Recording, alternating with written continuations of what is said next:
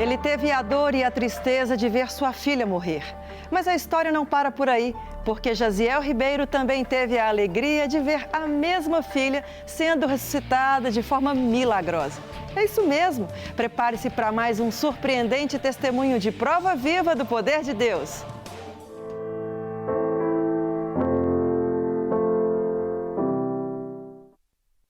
Você pode imaginar a dor de um pai ao ver sua jovem filha morrer? O pastor Jaziel Ribeiro presenciou, porém, um fenômeno raro de se ver nos dias de hoje, uma ressuscitação. E a dor logo se converteu a riso. E as lágrimas? Apenas lágrimas de alegria e gratidão pela bênção alcançada. Olá, Jaziel Ribeiro, seja bem-vindo ao programa Prova Viva. Que chamada já impactante de uma experiência profunda que você teve na sua casa. Seja muito bem-vindo e fique à vontade para nos contar essa experiência. Sim. Obrigado. Deus abençoe vocês. Amém. Para mim é um privilégio estar aqui hoje compartilhando com todo o público, né, aquilo que o Senhor fez de tão marcante na minha vida. Algo que realmente marcou minha história e mudou a minha vida e minha concepção de cristão. Você é pastor, sempre foi pastor, assim, desde chamado no meio cristão, desde cedo, desde nascido? Sim, nasci no lar evangélico, né? E vir a congregar em Lagoinha há 7 anos atrás. Me tornei pastor e logo então começamos a cuidar da igreja lá em Itabirito, e substituindo o pastor que tinha sido transferido para outra unidade. Então, iniciaram-se os processos do Senhor na nossa vida. Na realidade, deram continuidade, não é isso? Que os processos nunca têm fim. Mas, tão logo, né, geramos esta criança, que é a minha filha Emanuela. Eu e minha esposa planejamos, já temos um filho de 8 anos, né? Na época ele tinha 4 anos, e geramos essa criança, Manuela, e o Senhor operou grandes coisas e tem operado através da vida dela.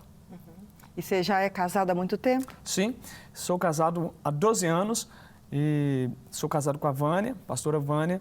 Ela tem 32 anos, eu 39, e estamos juntos pastoreando a igreja do Senhor ali naquela cidade. Você falou que já teve um filho, como é o nome do seu filho mais velho? Miguel. Miguel. O Miguel teve alguma situação de dificuldade na gestação das duas crianças, tanto do Miguel quanto da Manuela? O Miguel, ele teve, quando nasceu, ele teve água no pulmão, né? Teve que ficar alguns dias internado, mas foi algo assim, bem simples. Mas já a Manuela, né, ela teve algumas complicações no início da gravidez, teve deslocamento do útero. Lembro que na época nós oramos, a igreja orou, eu estava pastoreando há pouco a igreja, e oramos, e aquele deslocamento foi cessado.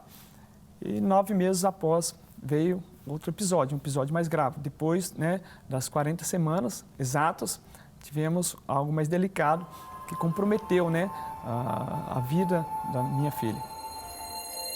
Pode falar um pouco mais sobre isso, dessa gestação. Então, tirando esse problema inicial, depois não teve nenhum problema mais do período gestacional, né, nos 9 meses, e só depois que nasceu é que foi aparecer um outro problema. É isso que você está falando? A verdade é que uma semana antes do nascimento da minha filha, minha esposa já estava com todas as documentações preenchidas, a guia já pronta para a internação, na quinta-feira, dia 17 de dezembro de 2015.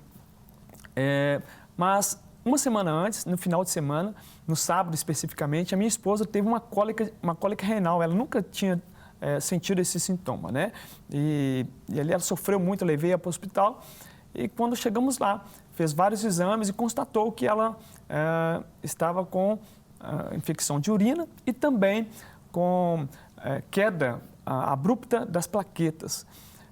Enfim, o médico recomendou, nós saímos do hospital na terça-feira, o médico recomendou que a gente fizesse ultrassom, nós fizemos o ultrassom, identificamos a pedra no rim, porém, quando chegamos ali, o médico avaliou aquele exame e, de uma certa forma, ele nos indicou que viéssemos no dia da internação mais cedo para fazermos um exame de sangue e urina também para verificar novamente a plaqueta. Quando chegamos no dia 17 para fazer novamente os exames, né, mais cedo, 6 horas da manhã, constatou que as plaquetas de um dia para o outro tinham assim, despencado mais da metade, né? Então o médico me orientou, ele falou assim: pai, se você quiser ficar aqui no hospital, aguardando o banco de leito, é opção sua. Mas, se eu fosse você, pegava a sua esposa, assinava o termo, já levava ela para Belo Horizonte, mesmo sem autorização e mesmo sem um leito garantido, né? Porque o caso da sua esposa e da sua filha é gravíssimo.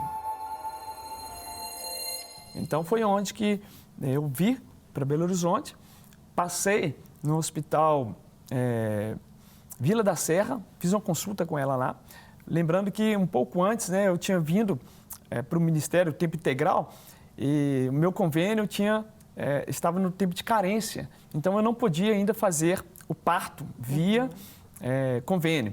Então passei no Vila da Serra e o médico falou assim, olha, você pode até entrar com recurso jurídico, né, para tentar fazer o convênio pagar o parto, uma vez que era parto de emergência, né?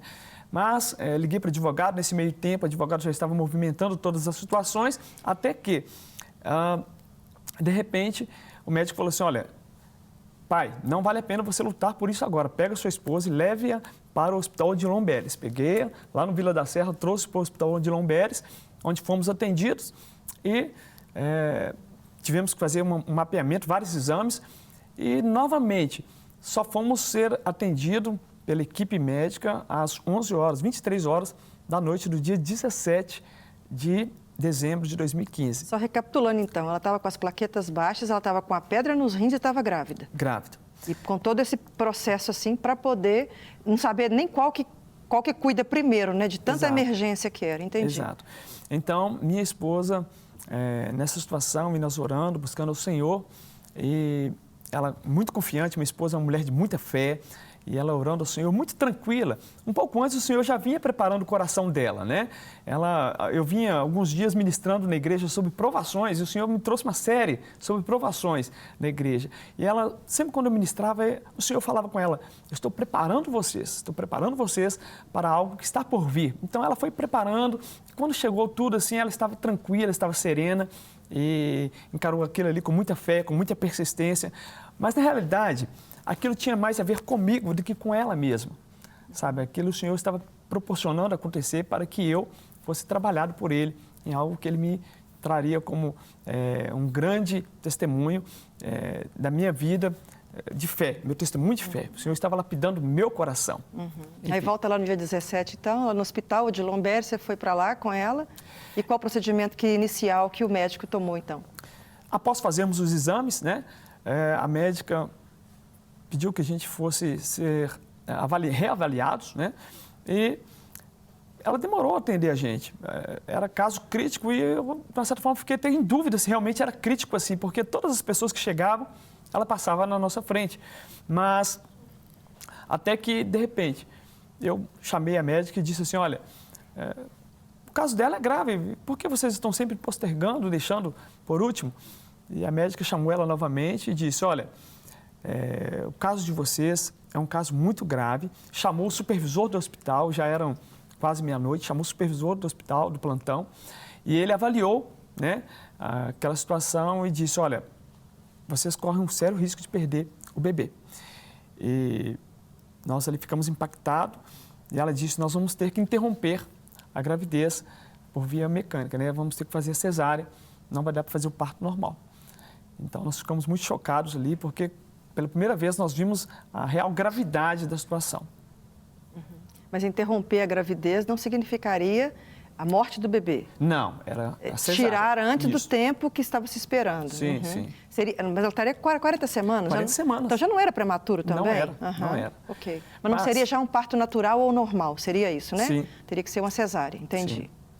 Então, a minha esposa, muito tranquila, confiante no Senhor, né? Ela me passando fé o tempo todo, me passando coragem, né? E eu também tentando passar para ela força, né? E orando junto ali, ministrando o tempo todo. Mas a verdade é que nós estávamos consumidos de pavor, principalmente eu. Estava assim, muito apavorado com aquela situação. Me senti impotente diante de todas aquelas adversidades.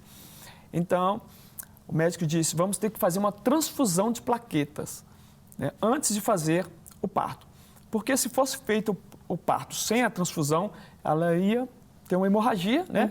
Ia morrer na mesa do parto. Sim. Então, eu vejo essa pedra nos rins que a minha esposa teve como sendo uma pedra enviada por Deus ali, um sinal, né, para que nós nos preparássemos. É um sinal do Senhor mostrando para a gente que tinha algo mais grave acontecendo no corpo dela. Do contrário, ela iria fazer o parto normalmente na minha cidade, no interior, né, e iria morrer na mesa do parto. Então, ela... É meio fora de lógica para um ser humano que não crê em Deus falar assim, Deus colocou uma pedra nos rins para ajudar a não morrer no parto. É um Sim. negócio meio difícil para quem não crê, né? Fala assim, tem uma adversidade para favorecer um outro problema, não surgiu um outro problema, né? A Bíblia diz que todas as coisas cooperam para o bem daqueles que amam a Deus, né? E são chamados segundo o seu propósito. A minha esposa, ela sofreu essa enfermidade, né, anterior. Hoje eu entendo isso claramente. Na hora nós não entendemos assim, mas hoje eu vejo isso de uma forma clara, que aquilo foi um sinal, né, do Senhor para mostrar para a gente que tinha algo mais grave no corpo dela, né?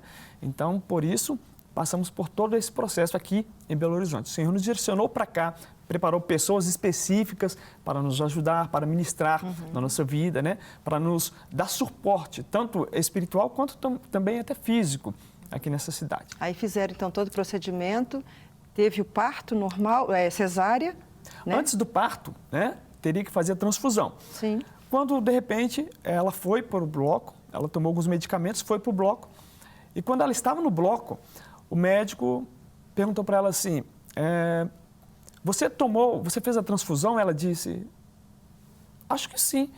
Como é isso? Aí ele disse, é um líquido amarelo, né? E, de repente, ela falou, não, eu não tomei esse líquido amarelo. Só tomei soro na veia. Então, ele atentou que ela estava no bloco, preparando para ser operada e não tinha feito a transfusão. Aí tira ela do bloco novamente, leva novamente para a sala de observação e aí sim foram constatar que não tinha plaqueta no hospital. Meu pai do céu. Pastor Gesiel, segura essa informação um pouquinho que a gente já volta com a continuação dessa história. Fica comigo, Prova Viva, volta já.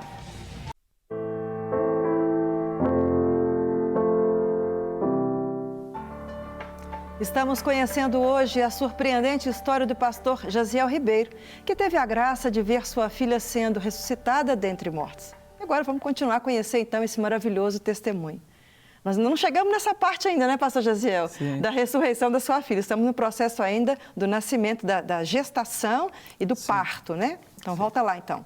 Aí o médico descobriu que não tinha dado as plaquetas ainda, volta com ela para esse procedimento. Sim, volta com ela para a sala de procedimentos e constatou que não tinha a plaqueta no hospital, né? E nesse meio tempo eu desci lá na administração para fazer a internação da minha esposa, isso já era em torno de 00:30, né? E do dia 17 ainda. E quando eu cheguei lá, estava preenchendo a documentação, chegou o supervisor do hospital e me disse assim, pai, faça um favor.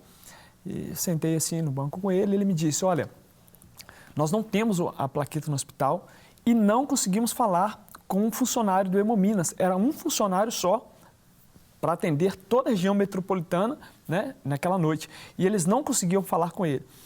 E falou assim, para gravar o quadro da sua esposa. Então, assim, o quadro da sua esposa e da sua filha é crítico, não vou mentir para você. E a probabilidade delas sobreviverem é mínima, por que não dizer quase zero. Mas nós vamos fazer o nosso melhor. Aí eu lembro que eu olhei para dentro dos olhos dele e disse assim, doutor, eu sou cristão, sou pastor da Lagoinha e vou te dizer uma coisa, Jesus está comigo e Ele vai fazer o melhor através de você. Eu tenho certeza disso. Que lindo, glória a Deus. E ali ele falou assim, eu farei, nós faremos o melhor, mas não está 100% nas nossas mãos, né?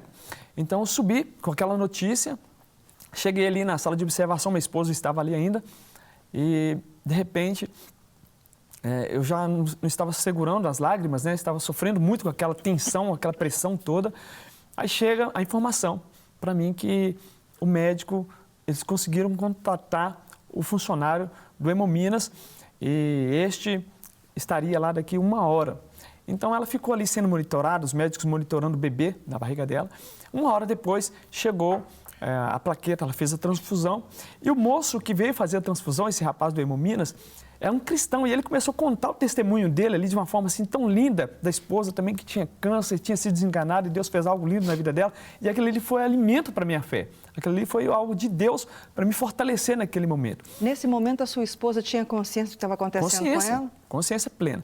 E aquilo ali foi para motivar a minha fé e a fé dela também, enquanto ele mesmo ministrava a transfusão. Enfim, levaram ela para o bloco, e quando ela chegou na porta do bloco, ela disse assim para mim: amor, me deu um sorriso e falou assim: amor, cuide bem dos nossos filhos. E tira muitas fotos, estava com uma máquina fotográfica, tira muitas fotos porque eu quero ver, porque no caso ela tomaria anestesia geral, né, e não iria ver o parto. Então ela queria ver depois como foi. E de uma certa forma, entrou ali, aquilo ali me marcou muito, eu fiquei impactado com aquela palavra, a forma como ela estava se entregando, né, assim, de forma tão convicta em Deus que ia dar certo. E, de repente, os médicos pediram para eu aguardar na sala de espera até que eles preparassem, né? E, de repente, eles me chamam. Mas antes deles me chamarem, eu já estava orando e intercedendo. E quando eu olho no corredor assim, literalmente, eu vejo um espírito maligno, aproximadamente 1,5 metros. E ele olha para mim e ria de uma forma assim intensa, sabe, sarcástica. E dizia para mim assim: olha, por que, Josiel, você decidiu servir ao homem lá de cima? Hoje vai morrer a sua filha e sua esposa, e a culpa é sua. Porque você deixou um emprego estável, uma empresa boa, para depender de um hospital público. E a culpa é sua. Onde está ele agora? E ria e debochava de mim. E eu falei assim: Satanás, eu te repreendo no nome de Jesus. E eu declarei aquele texto de Jó, quando Jó diz assim: eu sei que o meu Redentor vive e por fim ele se levantará em meu favor. E eu comecei a orar. Naquela hora eu liguei para os intercessores e, de uma certa forma, assim, liguei para o meu pastor, o pastor Noel, né? Quero ressaltar aqui, é uma pessoa que eu amo muito, sou apaixonado por ele. Liguei para ele, liguei para o meu irmão e assim fizemos uma corrente de oração naquele momento. E, de repente, eles me chamam para dentro do bloco. Quando eu chego ali, eu visualizo a minha filha e começo a tirar fotos. Tirei várias fotos do bebê, mas eu não tinha percebido o que estava acontecendo. Aí, de repente, o médico disse assim para mim: pai, você não está entendendo, sua filha não está no momento apropriado para você tirar fotos dela. E foi quando eu olhei, a menina estava preta, ela nasceu preta, toda preta. Ela é branquinha, né, mas nasceu toda escura, sabe? Os lábios roxos, o peito, o pescoço. E, de repente, o médico me situa do quadro e eu vi que eles estavam tentando reanimá-la. E, com ventilação mecânica, massagem cardíaca, massagem, no peito, mas ela não voltava. Isso ficou por vários minutos, mais de 10 minutos, quando, de repente, eu vi que já não tinha jeito, ela já tinha parado, totalmente, e os médicos já iam levar o corpinho dela. E eu virei as costas, fiquei de costas para ela, para não ver eles levar. Aquela cena foi muito forte, muito marcante para mim. Foi quando, de repente, quando eu estava de costas para minha filha, eu senti uma mão no meu ombro esquerdo, e esta mão tocou meu coração e eu senti uma paz, um refrigério muito, muito grande no meu espírito. E eu vi a voz do Senhor claramente me dizendo: olha, filho, porque você não me poupou a sua família, eu te dou ela de volta, te dou a sua filha e sua esposa de volta. Glória a Deus. Levanta e ministra minha vida sobre a Manuela. Amém. Eu levantei, pedi licença aos médicos, eles já estavam preparando para fazer o procedimento, e eu estendi as mãos e disse: Manuela, eu ministro sobre você a vida de Cristo. Ressuscita no nome do Senhor. E a menina ressuscitou para a glória de Deus Pai. Uau! Glória! Na frente dos médicos, na frente de todo mundo. Sim. Aí eles entubaram ela, levaram para a UTI e a menina ressuscitou. Lá nós ficamos quase um mês, Ficamos ali no Odilon Beres, eu e minha esposa também teve experiências assim marcantes com o Senhor no CTI. O Senhor falou com ela de uma forma íntegra e assim, tão linda, tão perfeita. O Senhor literalmente nos aperfeiçoando para a glória dele. Uau! Pastor, o nosso tempo já finalizou e a história é muito impactante.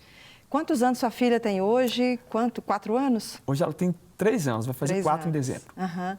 A fé foi aumentada por causa disso? Sim. E não só a fé, muitas almas, né, vieram ao Senhor através da vida da Manuela, do testemunho da Manuela. E ela é, logicamente, entregue ao Senhor para servir para a obra dele, para servir ao Senhor, não é isso? Exatamente. Pastor Jaziel, é uma pena que o tempo é muito pouco, mas eu acredito que o Senhor já falou. Amém. E fez através de você e através do testemunho. Sim. Nós cremos que o Senhor há de alcançar outras pessoas também. Amém. Continua firme na fé. Amém. Testemunhando do poder dele. Só me fala uma coisa, a última coisa. Qual é a sensação de ministrar vida em Cristo Jesus e levantar? É a melhor sensação que um ser humano pode sentir. É algo incrível, indescritível. É algo assim que não tem como explicar, é algo inenarrável. Quando você falou, você cria? Você falou pela ordem de Deus. Eu falei sobre a palavra. Amém. Sobre a palavra. Glória a Deus. Amém. Amém. Deus abençoe, pastor. Amém. Muito obrigado por ter vindo ao programa. Obrigado a eu. Amém. Deus abençoe. Ezequiel 37:3.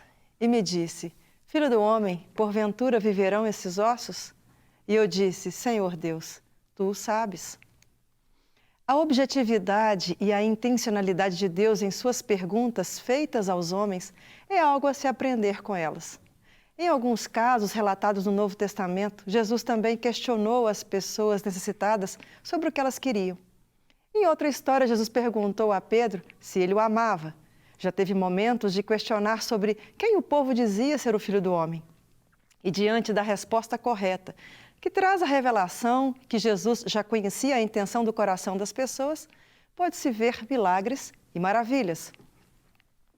Quando Deus pergunta a Ezequiel se os ossos poderiam reviver, ele não questionou se o profeta queria ver, ou se acreditava que os ossos poderiam mudar de estado, ou ainda se alguém poderia fazê-los reviver. Deus pergunta se era possível. Diante da possibilidade de algo morto reviver, só aconteceria se o próprio Deus dissesse e fizesse. Nessa hora, o profeta responde crendo na onipotência e onisciência de Deus. E qual seria o destino desse exército formado a partir dos ossos secos após o comando do Altíssimo? Com certeza, isso nem passava na mente desse servo. Mas uma coisa ele sabia, que poder ele não tinha. Porém, ao declarar aos ossos que vivessem sobre a ordem do soberano, algo novo aconteceria. O que falta muitas vezes à humanidade é reconhecer que quem detém o poder sobre todas as coisas é Deus. Se algo que estava morto vai reviver e somente Ele é que pode dizer, e qual o caminho e o futuro daqueles que vão levantar novamente, também só Deus vai saber precisar se aquilo vai acontecer. Aprende-se com essa passagem que não é fundamental ao ser humano compreender todos os feitos de Deus com estudos apurados para que se possa proclamar vida ao que está morto sob o comando de Deus, mas que gaste tempo procurando sobre o saber de Deus para as coisas. Logo que descobrir a vontade de Deus para o que está morto, seja obediente ao seu comando. O que ele te mandar fazer, faça. Além da vitória certa pela palavra liberada, você terá a oportunidade de ser usado por Deus para a glória dele. Aproveito para deixar uma pergunta a você. Se a morte estiver diante de você, e nela quero incluir todas as áreas, física, emocional e espiritual, qual tem sido a sua declaração?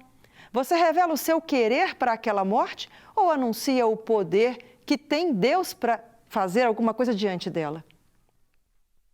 Pode ser que o seu querer não coincida com o querer de Deus, mas uma coisa é inegável, Ele pode e sabe o que irá reviver e com que propósito.